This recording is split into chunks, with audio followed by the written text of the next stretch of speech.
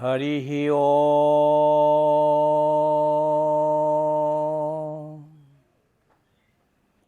हरिः ओम् हरिः ओम्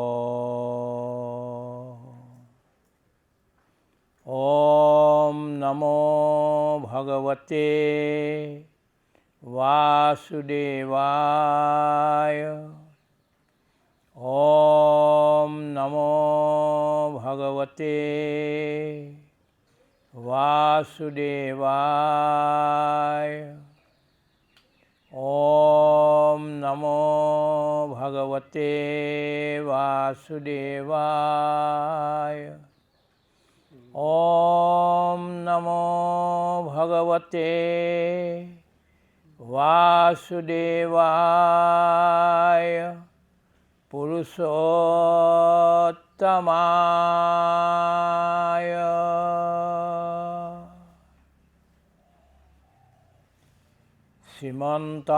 श्रीमन्ताहंकारा हरिभा कतारा जाना जे न कल्पतरो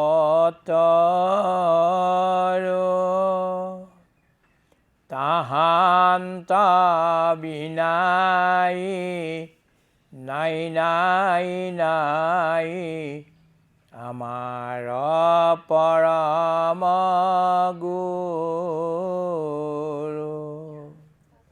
রাম তাহান্ত বিনাই নাই নাই নাই আমার পরম গুরু কৃষ্ণ बोलो राम गोविंद भज राम राम राम गोविंद बोलो राम राम राम गोविंद बोलो राम राम राम गोविंद बोलो राम राम राम गोविंद बोलो राम राम राम गोविंद बोलो राम राम राम राम राम राम गोविंद बोलो राम राम राम गोविंद बोलो राम राम राम गोविंद बोलो राम राम राम गोविंद राम राम राम गोविंद बोलो राम राम गोविंद बोलो राम राम राम गोविंद बोलो राम राम गोविंद बोलो राम गोविंद बोलो राम राम राम गोविंद बोलो राम राम राम गोविंद बोलो राम राम गोविंद बोलो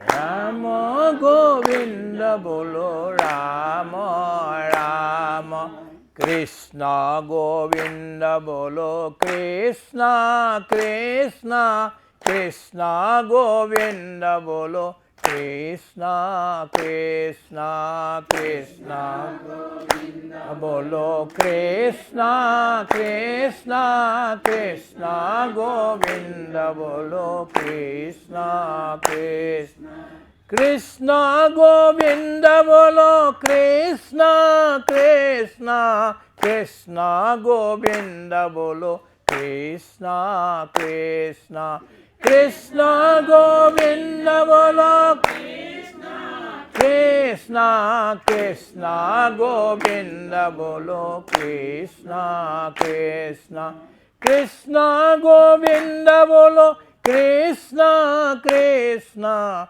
Krishna Govinda bolo, Krishna Krishna Krishna Govinda bolo,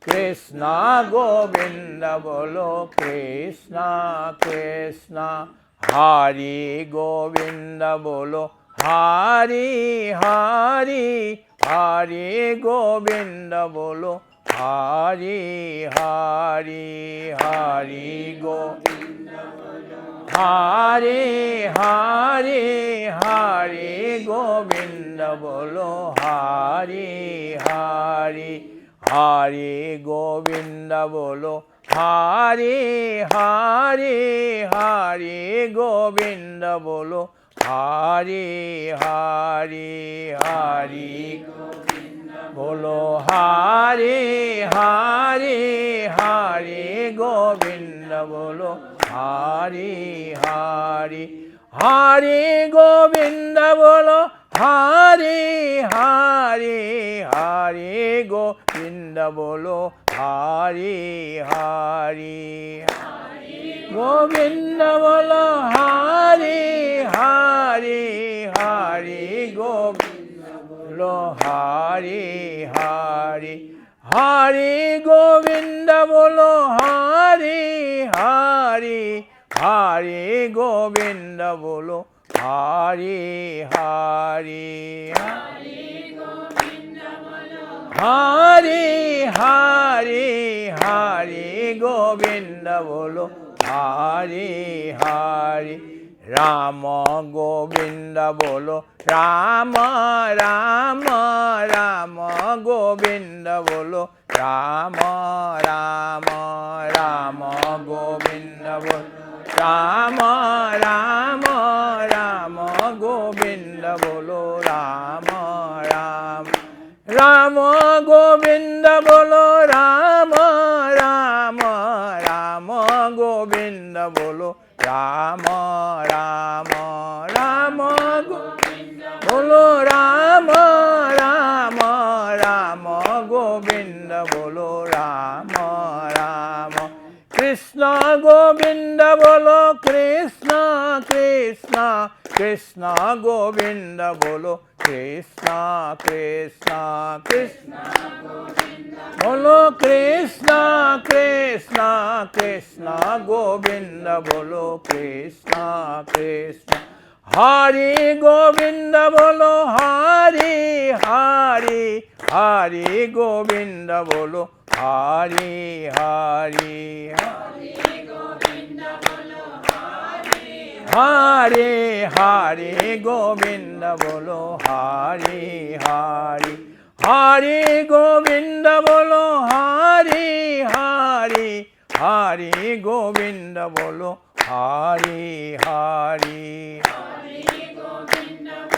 Hari Hari Hari Govinda bolo, Hari Hari Rama Govinda bolo, Rama Rama Rama Govinda bolo, Rama Rama Rama Govinda Rama Rama Rama Govinda bolo, Rama Rama Rama Rama Rama Rama Krishna Krishna Krishna Krishna Hari Hari Hari Hari Hari Hari Hari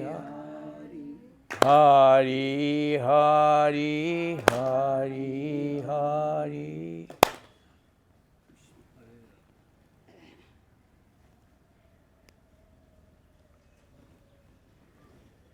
Hukani Godati পৰীক্ষিত যদি আমি নিৰ্গুণত স্থিত তথাপি উত্তম শ্লোকৰ মহিমা গুণে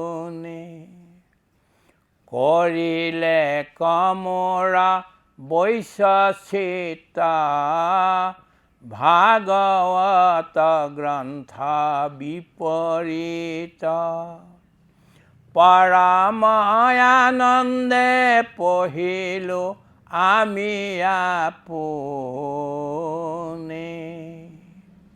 তোমাত কহিব সেহি শাস্ত্ৰ তুমি শুনিবাৰ পাত্ৰ মহাপুৰুষৰ সেৱক তুমি সম্প্ৰতি এই শাস্ত্ৰত মাত্ৰ শ্ৰদ্ধা কত মুকুন্দৰ পাদ কমলত অতি শীঘ্ৰে তাৰ হৈ যা নাসতি মতি অতি শীঘ্ৰে তাৰ হৈ যা নাসতি মতি কৃষ্ণ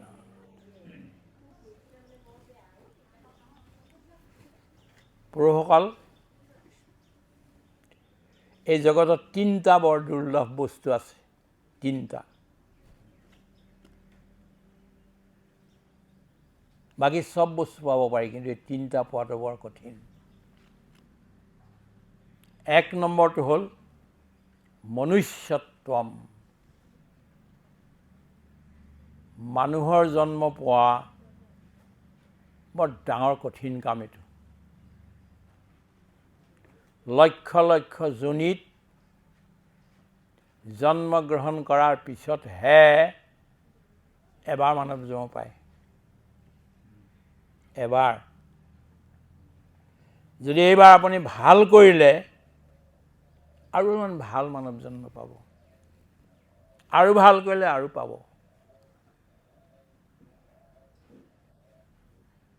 বহুনাম জন্মনামন্তে জ্ঞানৱান মাম প্ৰপদ্যতে বাসুদেৱম সৰ্বমিতি স মহাত্মা সুদুৰ্লভ এটা জন্মতে এতিয়াই ভগৱান পাই যাম বুলি ভবাটো বৰ কঠিন কথা ক'ৰবাত এজন দুজনে পাব পাৰে বহুনাম জন্মনামন্তে বহুত জন্ম লোৱাৰ তৈয়াৰী ৰাখিব লাগিব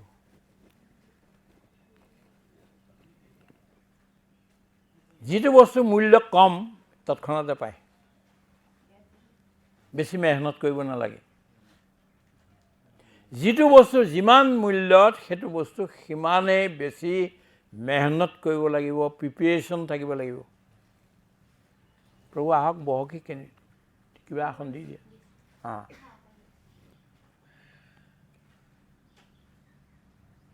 আটাইতকৈ সৰ্বশ্ৰেষ্ঠ বস্তু হৈছে বিশ্ব ব্ৰহ্মাণ্ডত হীৰা মণি মুকুতাই সকলোতকৈ সৰ্বশ্ৰেষ্ঠ বস্তু হৈছে ভগৱানৰ চৰণ দৰ্শন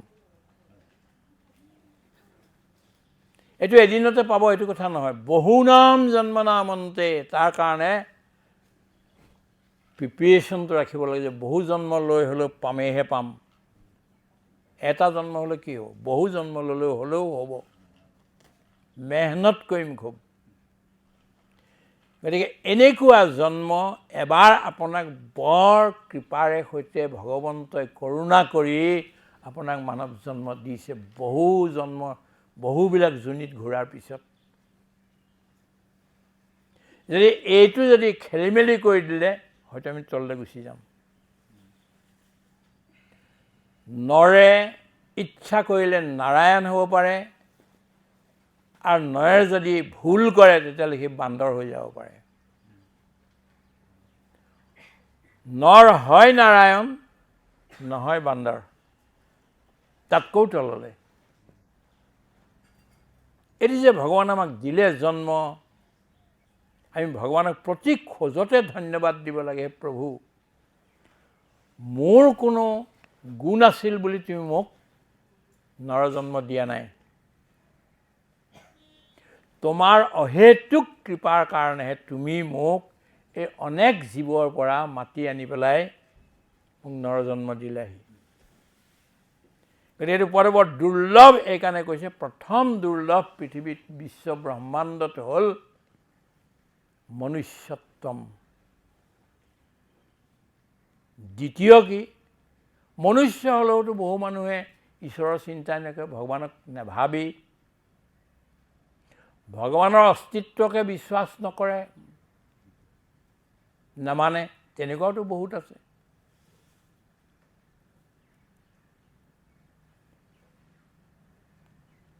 কিন্তু যিসকলে ভগৱানৰ অস্তিত্বক মানে আৰু ঈশ্বৰ পাবলৈ বিচাৰে, এনেকুৱা মানৱ পোৱাও বৰ কঠিন, বৰ দুৰ্লভ।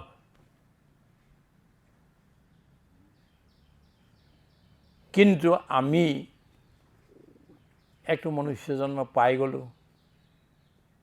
দ্বিতীয়তে ভাৰতবৰ্ষত জন্ম হোৱাৰ কাৰণে আমি ভগৱানক স্বাভাৱিকভাৱেই বিশ্বাস কৰোঁ, ভাল পাওঁ, তেওঁৰ ভক্তি কৰিবলৈ বিচাৰোঁ। অন্য স্থানতো ভগৱানক ভাল পোৱা আছে, কিন্তু ভাৰতততো চৰাই চিৰিকটি, সাপ বাঘ চববিলাকে ভগৱানৰ কথা চিন্তা কৰে। এইকাৰণে ভাৰতত জন্মটো ভালেই, কিন্তু তাতে আকৌ মনুষ্য হৈ মুমুক্ষুত্বম, মুক্তিৰ ইচ্ছা কৰাটো। জন্ম দুঃখম জৰা দুঃখম ভাৰ্যা দুঃখম পুনঃ পুনঃ অন্তকালে মহাদুঃখম তস্মাৎ জাগৃহি জাগৃহি। জন্ম বৰ দুঃখময়, জন্মটো বৰ দুখ লগা কথা। এই 10 মাহ 10 দিন বিষ্ঠামূত্ৰে পচিলোঁ নাৰীৰ উদৰত, বিষ্ঠামূত্ৰে পচিলোঁ নাৰীৰ উদৰত, গৰ্ভবাস পাইলোঁ প্ৰভু নামত, গৰ্ভবাসত দুখ প্ৰভু পাইলোঁ নামত।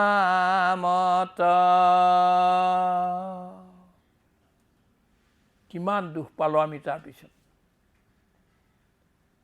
এতিয়াও আমাৰ জন্ম দুঃখম জৰা দুঃখম, বুঢ়া কালটো বৰ কঠিন। মই কোনোদিনাখন বেমাৰনো কেনেকৈ হয়, কি হয়, এইবিলাক পোৱাই নাছিলোঁ। আপুনিও জানে, গম পায়, দৌৰিয়ে ফুৰিছিলোঁ এতিয়ালৈকে। এতিয়া অলপমান গম পাইছোঁ বৃদ্ধকাল কি, আৰু 2-3টা বেমাৰে যে মোক ধৰি ল'লে, তেতিয়া গম পাই গৈছোঁ যে কেনেকুৱা কঠিন এইটো। এতিয়ালৈ ভবাই নাছিলোঁ, আজি 2 বছৰৰ পৰা ভাবিছোঁ। জৰা দুঃখম, বুঢ়াকাল, সেই আমাৰ বুঢ়াজন যে আহি আছে, পিছত আছে দেখিছোঁ। তেওঁক আজি 15 বছৰমানৰ আগতে নিজৰ ল'ৰাই ঘৰৰ পৰা বাহিৰ কৰি দিলে। উৎপন্ন কৰিব নোৱাৰে যেতিয়া, কোনো কমাই কৰিব নোৱাৰে, ইয়াৰ পৰা যা, ঘৰৰ পৰা উলিয়াই দিলে। অ'ৰ পৰা ত'ত, তোৰ পৰা ত'ত ঘূৰি ফুৰে, কেতিয়াবা আমাৰ ইয়াত আহি থাকেহি। কিমান কঠিন কাম এইটো। 85 বছৰ বয়সত এই লাখুটিডাল লৈ কোজা হৈ হৈ ঘূৰি ফুৰা, কঠিন কাম এইটো। এতিয়া নিজে একো পুৰুষাৰ্থ কৰিব নোৱাৰে। ভাৰ্যা দুঃখম পুনঃ পুনঃ, ভাৰ্যা মানে পত্নী নহয়, ইয়াত যৌৱনকাল। আটাইতকৈ দুখময়টো যৌৱনকালটোহে। কাম ক্ৰোধ লোভ মোহক ইয়াত কণ্ট্ৰল কৰাটো বৰ কঠিন, মহা মুস্কিল। এইটোৱে আটাইতকৈ কঠিন। অন্তকালে মহাদুঃখম, শেষৰ সময়ত যেনেকৈ কুঁহিয়াৰ শালত কুঁহিয়াৰবিলাক সুমুৱাই দিয়াৰ পিছত চেপি পেলায়, মৃত্যুৰ সময়ত অন্তকালত তেনেধৰণৰ চেপিব। অন্তকালে মহাদুখম, এইবিলাক দুখ বুলি ক'লে দৰিদ্ৰতাও দুখ আছে, ৰোগো দুখ আছে, কিন্তু এই মহাদুখ নহয়। অন্তকালে মহাদুখম, তস্মাৎ সেইকাৰণে জাগৃহি জাগৃহি, জাগি যোৱা, জাগি যোৱা এতিয়াই। মনুষ্যৰায়ুষত বৰিষ সংখ্যাত, অৰ্ধেক বিফলে যায় জানিবা নিদ্ৰাত। ভগৱানে মানুহক 100 বছৰ দি পেলাই পঠিয়াইছে, তাতকৈ বেছিহে। এইটো ক'লে ভুল হ'ব, ভগৱানক দোষ দিয়া হ'ব যে আমাৰ আয়ুস ইমানেই আছিল। নাই, প্ৰতিজন মানুহৰ বয়স কমেও মিনিমাম বেছিক 100 বছৰ। তাৰ আগতে কিয় মৰে তেতিয়াহ'লে? মৰে এইকাৰণে আমাৰ নিজৰ ভুলৰ কাৰণে। মোৰ এতিয়া 81 বছৰ বয়স হৈছে, মই বৰ ভয় কৰি আছিলোঁ, এতিয়াও ভয় আছে। কেলে? মৃত্যু ভয় নাই। ভগৱানৰ এইটো দি পঠিয়াইছিলে, এটা মিছন দি পঠিয়াইছিলে, সেই মিছনটো পূৰা কৰিব নোৱাৰাকৈ যে গুচি যাম, ভগৱানৰ ওচৰত কেনেকৈ মুখ দেখুৱামগৈ? I have a mission. You have a mission. God has sent you to fulfill your mission only.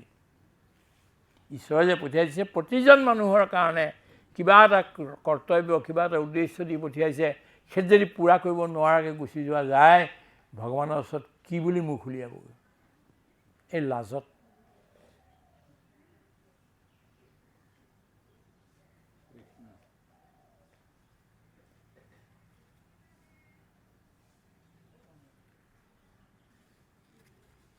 বিংশতি বৰিষ পাছে যায়ো মলন্তে, 20 বছৰ খেলোতে ধূলোতে যায়। 21 বছৰীয়া বা 20 বছৰীয়া ল'ৰাটোহে খেলে, এনেকুৱা কথা নহয়। আমিও খেলি আছোঁ এতিয়া কিবা নহয় কিবা এটাত। এই উমলি থাকোঁতে আমাৰ গুচি যায়। নেয় 10 বৰিষ ধা নকৌ উপাৰ্জন্তে, 10 বছৰ ধন ঘটোতে যায়। এতিয়া আপুনি কয়, আৰে আমিতো গভৰ্ণমেণ্টৰ চাকৰিয়ে কৰিছোঁ 30 বছৰ, 60 বছৰ বয়সলৈকে কৰিছোঁ, আমাক উমলি থাকোঁতে গ'ল বুলি কৈছা তুমি, ধন ঘটোতে কেৱল 10 বছৰে গ'ল বুলি কৈছা। আচলতে একজেক্টলি ধন মানুহে মেহনত কৰি 10 বছৰে ঘটে, বাকী এনেই ফুংফাং কৰোঁতেই যায়। ধন ঘটা কেৱল খুব কপালৰ ঘাম মাটিত পেলাই ন্যায়ৰ পথেদি 10 বছৰহে ঘটে। এই গ'ল ইমানখিনি। বৃদ্ধকালে যায় শেষ বৰিষ বিংশতি, একো কাৰ্য সাধিবাক নুহিকে শকতি। শেষৰ বৃদ্ধকালত 20 বছৰ গুচি যায়, একো কৰিব নোৱাৰে। শৰীৰক পীৰে ব্যাধি চক্ষুৱে নাকলে, আশা পাশে বন্দী হৈয়া গৃহে থাকি গ'লে। শৰীৰক ব্যাধিয়ে ধৰিব, তথাপিতো আশা নেৰে। মানে বোৱাৰীয়ে কিমান অপমান কৰে। চববিলাক বোৱাৰী তেনেকুৱা নহয়, বহুত দেৱী নিচিনাও আছে, কিন্তু বহুতবিলাক বোৱাৰী এনেকুৱা আছে, বুঢ়া তই নমৰ কেলে, গালি দিয়ে, খাবলৈ ঠিককৈ নিদিয়ে, তথাপিতো মানে ঘৰ এৰিব নোৱাৰে। আমি কৈছোঁ অসমৰ আমাৰ যিমানবিলাক বৃদ্ধ বৃদ্ধা আছে চব আমাৰ ইয়ালৈ গুচি আহক। আমাক আহি কৈ হৈছে হেম ভাই চাকৰিটো শেষ হোৱাৰ পিছতেই এসপ্তাহ সময় মোক দিয়ক, ঘৰৰ কামখিনি ঠিক ঠাক কৰি আহোঁ, তাৰপিছত ইয়াৰ গুচি আহিম আৰু নাথাকোঁ। বৰ টান পাইছোঁ, কিন্তু এজনো নাই। ডেকা মানুহে আহিব, গাভৰু ছোৱালী হ'লেও আহিব, কিন্তু বৃদ্ধসকলে ঘৰ কেতিয়াও নেৰে, নেভাৰ। আশা পাশে বন্দী হৈ গৃহে থাকি গ'লে মানে গলি যায়, মেল্টিং।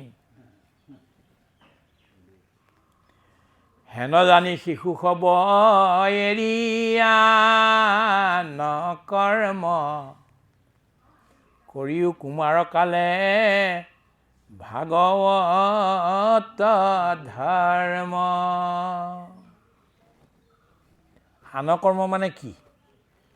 খেতি কৰাটো আনকৰ্ম নহয়, আপুনি ব্যৱসায় কৰিছে এইটো আনকৰ্ম নহয়, চাকৰি কৰিছে এইটো আনকৰ্ম নহয়, এইবিলাক বিষ্ণু কৰ্ম। মোৰ ওচৰলৈ বহুত মানুহ আহি কান্দি কাটি কয় আমি আৰু ক'ত সোমালোঁ সংসাৰত, এই চাকৰি কৰিব লাগে, খেতি কৰিব লাগে, এই আমুক কৰিব লাগে, দোকান কৰিব লাগে, বজাৰ কৰিব লাগে, এইবোৰতে আছোঁ আমি। তুমি ভুল বুজিছা। তুমি বিষ্ণুৰ উপাসনা কৰিছা, তোমাৰ চাকৰিটো বিষ্ণু ভগৱান, তোমাৰ দোকানখন বিষ্ণু ভগৱান, তোমাৰ খেতিডৰা বিষ্ণু ভগৱান। কিয়? ছাষ্টেইনিং পাৱাৰ। গড মানে কি? জি মানে জেনেৰেশ্যন, অ' মানে অপাৰেশ্যন, ডি মানে ডেষ্ট্ৰাকশ্যন। যি কেৱল জন্মহে দি দিলে আৰু ইয়াৰ নাম হ'ল ব্ৰহ্মা। যি হঠাতে মাৰি লৈ গুচি যায় ই হ'ল ৰুদ্ৰ। কিন্তু একেবাৰে সৰু প্ৰথম দিনাখনৰ পৰা মৃত্যুৰ দিনাখনলৈকে আপোনাক যে চম্ভালি আছে বিষ্ণু। বৰ কঠিন কাম। ভগৱানে কি কৈছে? প্ৰতিজ্ঞা কৰি গৈছে অৰ্জুনক, অনন্যশ্চিন্তয়ন্তো মাম য়ে জনাঃ পৰ্যুপাসতে তেষাং নিত্যাভিযুক্তানাং যোগক্ষেমং বহাম্যহম। অনন্যশ্চিন্তয়ন্তো মাম য়ে জনাঃ পৰ্যুপাসতে তেষাং নিত্যাভিযুক্তানাং যোগক্ষেমং বহাম্যহম।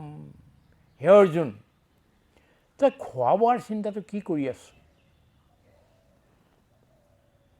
যি মোক অনন্যভাৱে চিন্তন কৰে, মনটোক ইফালে সিফালে যাবলৈ নিদিয়াকৈ মোৰ চিন্তন কৰে, তাৰ যি নাই মই সেইটো আনি দিওঁ, যোগ আনি দিওঁ, আৰু যিটো আছে মই সেইটোক ৰক্ষা কৰি দিওঁ। নোহোৱাটো আনি দিওঁ আৰু হোৱাটো ৰক্ষা কৰি দিওঁ। চিন্তা কৰিব নালাগে, বিশ্বাস কৰি এৰি দেচোন, হয়নে নহয় চা। চব পৰুৱাটোৰ কাৰণেও কিবা নহয় কিবা এটা দিছে, চেনীৰ দানা এটা দিছে, চাউল এটা দিছে, কিবা এটা দিছে। সাপটোৰ কাৰণেও কিবা এটা দিছে, বাঘটোৰ কাৰণেও কিবা এটা দিছে, চৰাইজনীৰ কাৰণেও কিবা এটা দিছে, গছ গছনিবিলাকৰ কাৰণেও কিবা কিবি দিছে, চবৰে কাৰণে দিছে ভগৱানে। নিদিয়াকৈ কোনো থকা নাই। এবাৰ ৰুক্মিণীৰ মানে বিৰাট খং উঠিছে। কেলৈ খং উঠিছে? যে ভগৱানে কৃষ্ণটো কেতিয়াবা আহে, কেতিয়াবা নাহে, কেতিয়াবা 12টাত ওলাইহি, কেতিয়াবা 2টাত ওলাইহি, কেতিয়াবা ৰাতি 10টাত ওলাইহি, তেতিয়ালৈকে মই ভোকেৰে থাকিবলগীয়া হয়। এদিন কৃষ্ণ আহি ওলালেহি 10টামান বজাত ৰাতি। ৰুক্মিণীয়ে খুব গালি দিলে, ইমান সময়লৈকে নাহিলা, মইতো আছোঁ, মোৰ ভোক লাগে, তুমি খাবা, মোলৈ থৈ দিবা, তুমি খাবা। নাই নাই, সেইটো কেনেকৈ কৰিম, সেইটোতো কৰিব নোৱাৰোঁ। তোমাক অৰ্পণ নকৰাকৈ মই কেনেকৈ খাম? তুমি মোক এইটো কিন্তু মিছা কথা কৈছা। বোলে কি, চবকে খুৱাই তুমি খোৱা বুলি? বোলে হয় সেইটো কথা। বোলে মই পৰীক্ষা এটা ল'ম। ল'বা, তোমাৰ যেতিয়া মন যায় পৰীক্ষা ল'বা। মই চব জীৱকে খুৱাওঁ। মোৰ নাম হ'ল জগন্নাথ, জগতৰ নাথ মই। সকলোকে জগত জীৱন সকলোকে খুৱাই সকলোকে আনন্দিত কৰিহে মই খাওঁহি। ঠিক আছে বাৰু, হ'ব, আজি ভোজন কৰিলোঁ, গা পা ধুই ভোজন কৰিলোঁ। ৰুক্মিণীৰ মনত কিন্তু চিন্তা আছে যে পৰীক্ষাটো মই ল'ব লাগিব। এদিন ভগৱান ৰাতিপুৱাই গুচি গ'ল। মই এজন ভকত আছে ইফালে, মই তেওঁক সহায় কৰিব লাগে, মই যাওঁ। ঠিক আছে। ৰুক্মিণীয়ে কৰিলে কি, ভগৱান যোৱাৰ পিছতে বাহিৰলৈ ওলাই এখন জেগালৈ গ'ল, য'ত হাবি জংঘল চব আছে, তাত কচু গছো আছে। কচুৰ পাতত এটা সৰু ফৰিং পৰি আছে, কচুপাত খাইহি। তাক ধৰি আনিলে,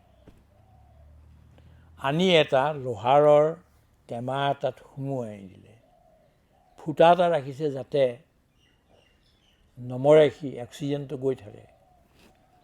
আনি ঘৰৰ ভিতৰত নিজৰ ৰুমত সুমুৱাই গাৰুৰ তলত ৰাখি দিলে, তাত তালা লগাই দিলে। সেইদিনাখন ভগৱানটো ৰাতি 12টা 1টালৈকে অহা নাই। 1টা বজাত যেতিয়া আৰু ভাগৰি জুগৰি আহি পালেহি আৰু ক'লে যে ৰুক্মিণী, মই আহিলোঁ, মই আৰু ভাত পানী একো নাখাওঁ দিয়া। কেলে? বৰ ভাগৰ লাগিছে, মই নোৱাৰোঁ আৰু ভোজন কৰিব। কি কাৰণে? বোলে মোৰ জীৱ এটা এনেকুৱা কঠিন অৱস্থাত আছিলে, তাক বিচাৰি বিচাৰি উলিয়াই তাৰ পৰা তাক মানে অন্ন দিওঁতে বহুত সময় লাগিল, বহুত কষ্ট পালোঁ। মই দুৰ্গম পথেদি যাবলগীয়া হ'ল। তেতিয়াহ'লে তুমি চবকে খুৱালানে? বোলে খুৱালোঁ। বহা, তুমি গা পা ধোৱা, মই আনি দিমহি। লৰ মাৰি গৈ তলাটো খুলি গাৰুটো উঠাই পেলাই চাই পেলাই দেখিছে যে সেই ফৰিংটোৰ মুখত এটুকুৰা কচু পাত আছে।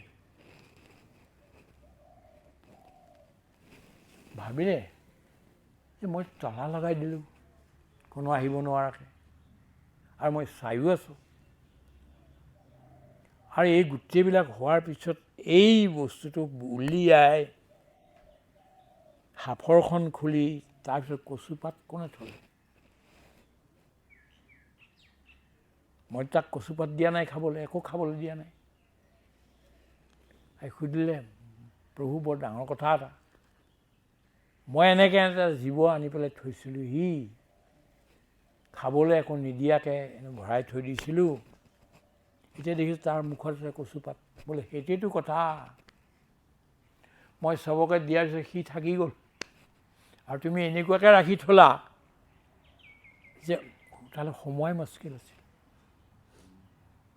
মই আনি সোমাই আকৌ তাক কচুপাত দি পানী চানী দি এতিয়া ঘূৰি আহিছোঁ। ৰুক্মিণী তেতিয়া ভৰিত পৰিল। মই কোৱা তাৎপৰ্যটো এইটো, চবৰে কাৰণে কিন্তু কিবা ৰাখিছে। যিজন অন্ধ, নেদেখে, দৃষ্টিহীন, সেইজন মাতটো বৰ ধুনীয়াকৈ দিছে। সি গান গাই খায়েই পইচাটো উঠাব। কিবা নহয় কিবা এটা আপোনাক গুণ দিছে, কিবা নহয় কিবা এটা সহায় কৰিছে, যিটোৰ দ্বাৰা আপোনাৰ যোগক্ষেম চলি থাকে। মই কি কৈ আছিলোঁ? মনুষ্যত্বম মুমুক্ষুত্বম, এই দুটা ক'লোঁ।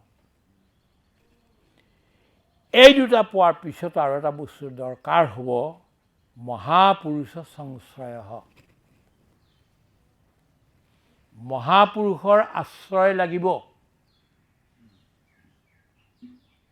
নাৰদ ভক্তি সূত্ৰত বৰ ধুনীয়া কৈছে। কি কৈছে? যে হয় মহৎ কৃপা নহয় ভগৱত কৃপা। মুখ্যস্তস্তু মহৎ কৃপৈ বা ভগৱত কৃপা লেচাত ৱা। নাৰদ ভক্তি সূত্ৰ বৰ সাংঘাতিক বস্তু। এটা এটা সূত্ৰত গোটেই কথা লিখি থৈছে।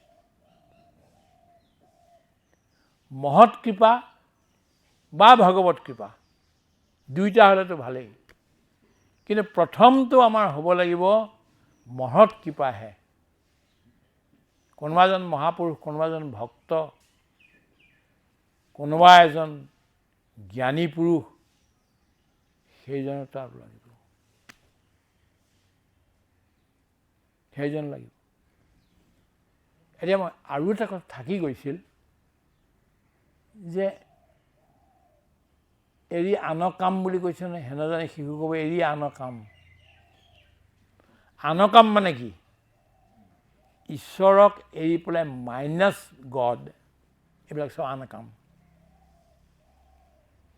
ঈশ্বৰক লগত লৈ যিটো কাম, সেইটো ঈশ্বৰৰ কাম। ঈশ্বৰক নোহোৱাকৈ মই এইটো নিজে কৰিলে মোৰ খোৱাৰ কাৰণে দৰকাৰ। ৰান্ধিতি আপুনিয়া সাথী পাপী সি পাপ ভক্ষিতি।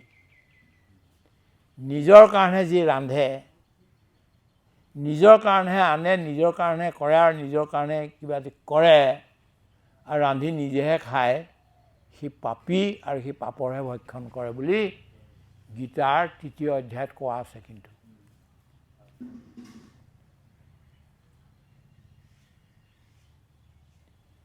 এই কেতিয়াবা গছটো আমি ৰুইছিলোঁ, নাৰিকলবোৰ ৰুইছিলোঁ, এইটো ৰুইছিলোঁ, কিন্তু ইয়াৰ ফল লাগিলে ৰঙা ৰঙা যেতিয়া হয়, আমি খাই নেপেলাওঁ নহয়, প্ৰথমতেও নাখাওঁ। এওঁলোকে দিয়েগৈ যেতিয়া বাকী থাকে, সেইকেইটা আমি লওঁ আমাৰ ভাগত পৰিলে। নিজে ৰুই যদি নিজেই খাই যাওঁ, তেতিয়াহ'লে পাপী সি পাপ ভক্ষিতি, পাপক ভক্ষণ কৰিলে। আপোনাক মুখটো এখন দিছে, উদৰো এটাই দিছে, কিন্তু তাৰ কাৰণে আপোনাক হাত দুখন দিলে আৰু আঙুলি 10টা দিলে। কিয়? এখন মুখৰ কাৰণে, এটা পেটৰ কাৰণেতো ইমান দুখন হাতৰো দৰকাৰ নাছিল, 10টা আঙুলি কিয় দৰকাৰ? দুইখন হাতে যিমান পাৰা মেহনত কৰা, উৎপন্ন কৰা, আৰু প্ৰথমতে তোমাক নিজক এই কৰাৰ আগতে তুমি 10জনক সুখী কৰা। কিন্তু তেন ত্যক্তেন ভুঞ্জিথা, তেওঁৰ কাৰণে ত্যাগ কৰি তাৰপিছত সেই লোকসকলৰ কাৰণে ত্যাগ কৰি তাৰপিছত তুমি ভুঞ্জা। আমি এইটো নিবেদন কৰিব খুজিছোঁ আপোনালোকৰ ওচৰত যে নিজে লগোৱা গছজোপাৰ বেঙেনাকেইটা নিজে ছিঙি আনি নিজে খাই নেপেলাব।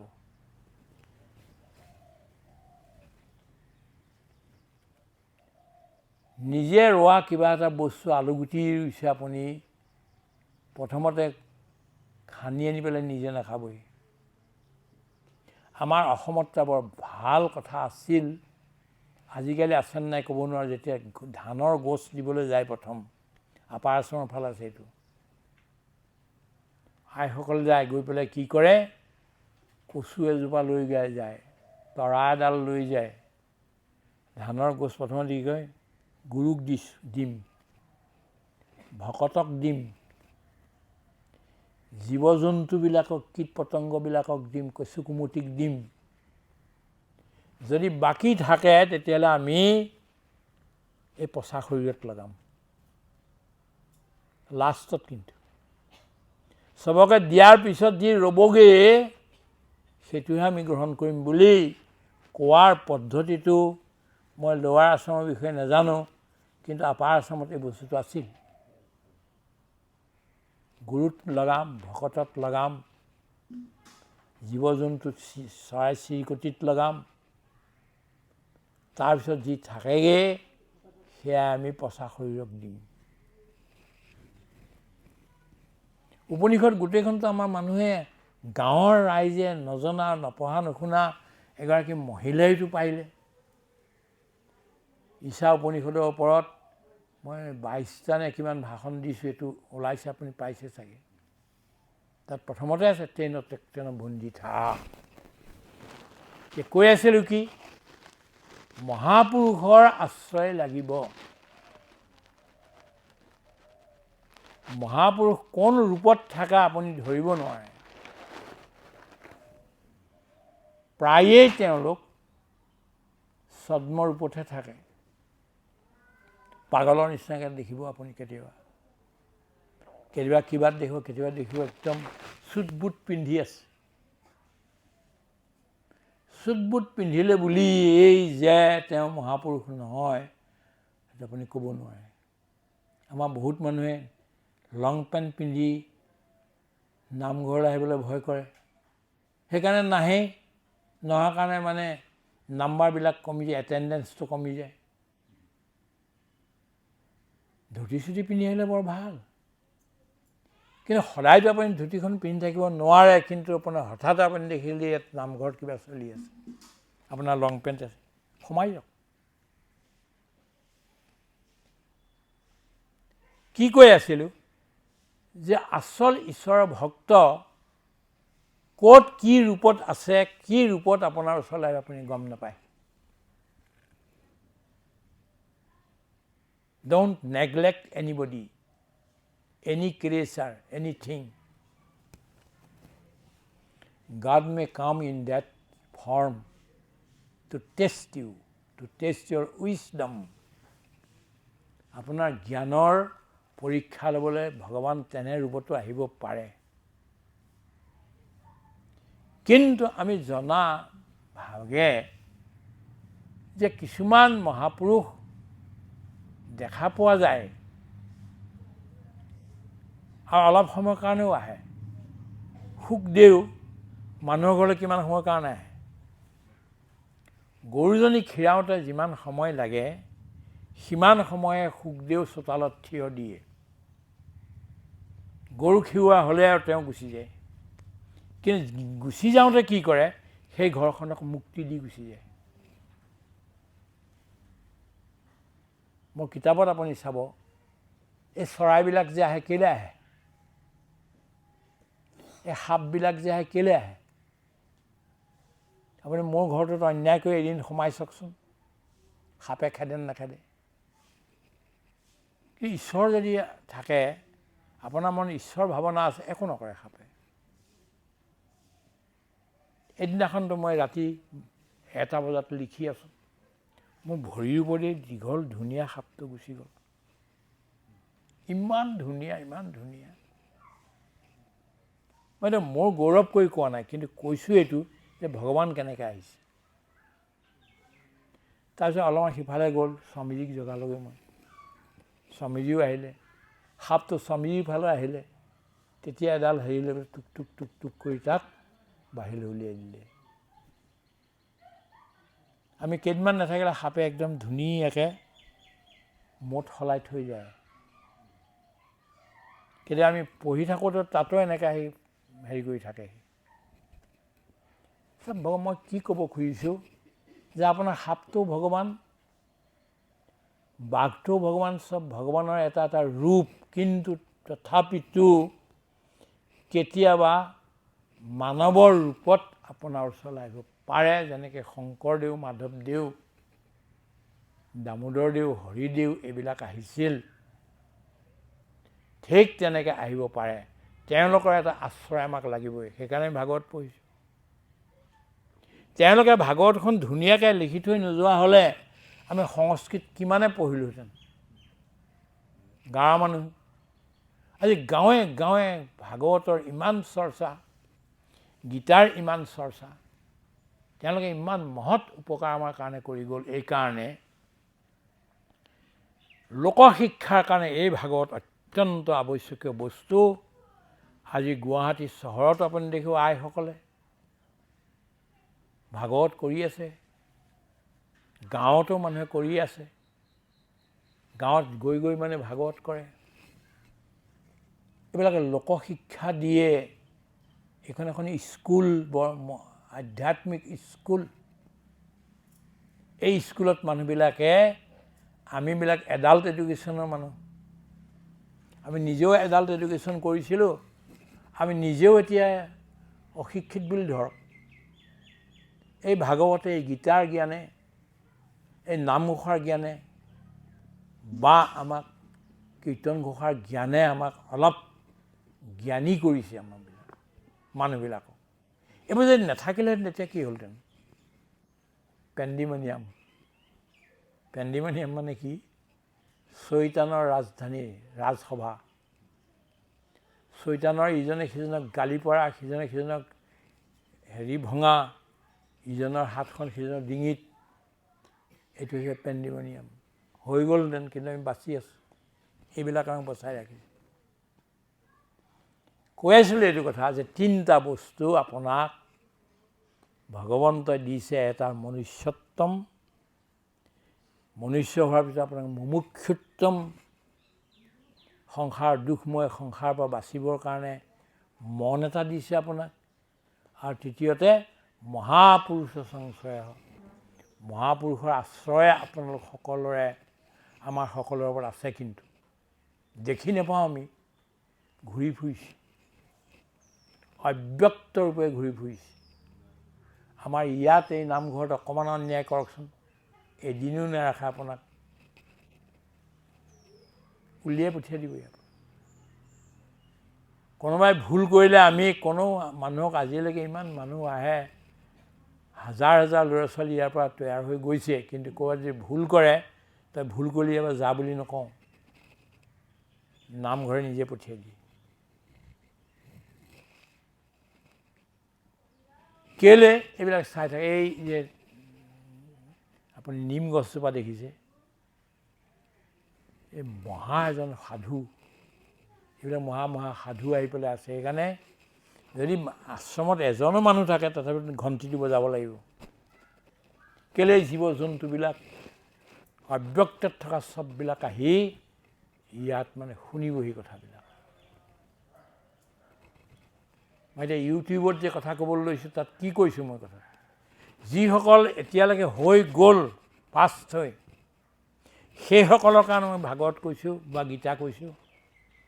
এতিয়া বৰ্তমান যিবিলাক জীৱিত আছে, এই সকলোৰে কাৰণে কৈছোঁ। আৰু অহা যিমানবিলাক প্ৰজন্ম হ'ব, এই গোটেই ভৱিষ্যত প্ৰজন্মৰ কাৰণে মই কথা কৈছোঁ। আৰু কওঁ ক'ত? ইয়াতে গছ এজোপাৰ তলত কৈছোঁ, চবৰে কাৰণে।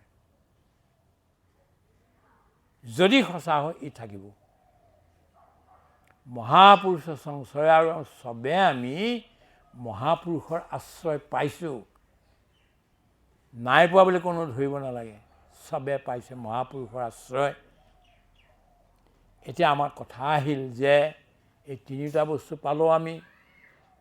আমাৰ এটা উৎসৱৰ নিচিনাকৈ গোটেই অসমত আইসকলে, দেউতাসকলে, ডেকা গাভৰুসকলে এইখিনি সময়ত, এই ভাদ মাহত ইমান পবিত্ৰভাৱে থাকি গুৰুৰ মানে বৈকুণ্ঠ প্ৰয়াণ হৈ গৈছিল, এইটো কাৰণে আৰু অনেক কাৰণত এই পবিত্ৰ হৈ থাকি গোটেই আমাৰ এখন পবিত্ৰ কৰি থৈছে। আজি তাৰে শেষৰ দিন। মই বেছি একো নকওঁ, উপদেশ অকণমান ভগৱানে, গুৰুৱে আমাৰ কাৰণে কৈছে।